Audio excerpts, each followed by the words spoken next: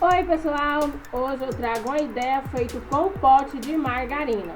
Então bora para o vídeo. Vou cortar toda a borda do pote.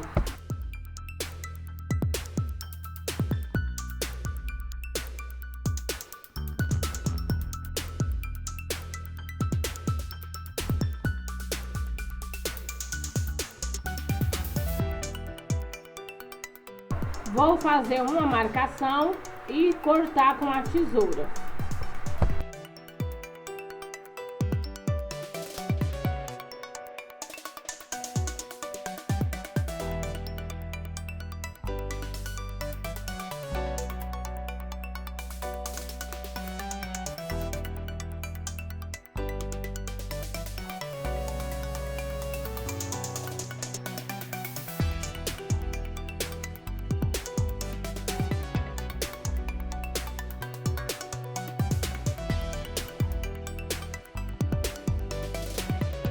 Para decorar, você pode colar tecido, EVA, TNT ou até mesmo pintar. Aqui eu passei cola e passei areia artesanal em toda a volta do pote.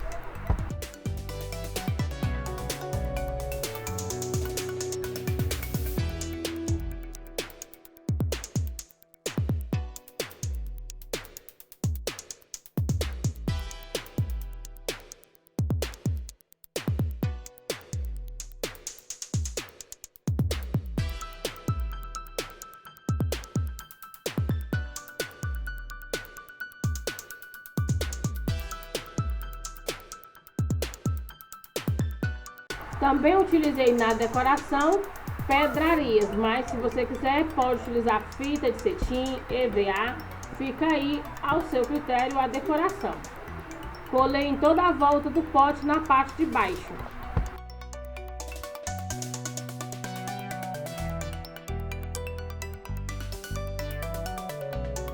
Finalizei colando um laço feito com fita de cetim na parte do meio.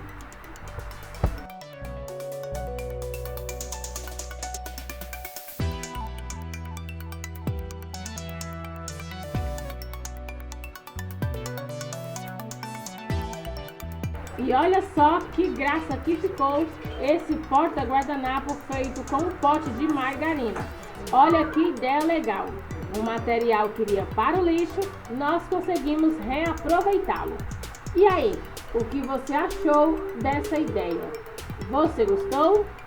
Se você gostou, comenta aí embaixo no vídeo, deixe o seu like para ajudar aqui no canal, compartilhe essa ideia nas suas redes sociais. Inscreva-se no canal se você ainda não for inscrito. Me segue lá nas redes sociais. Até o próximo vídeo. Bye, bye!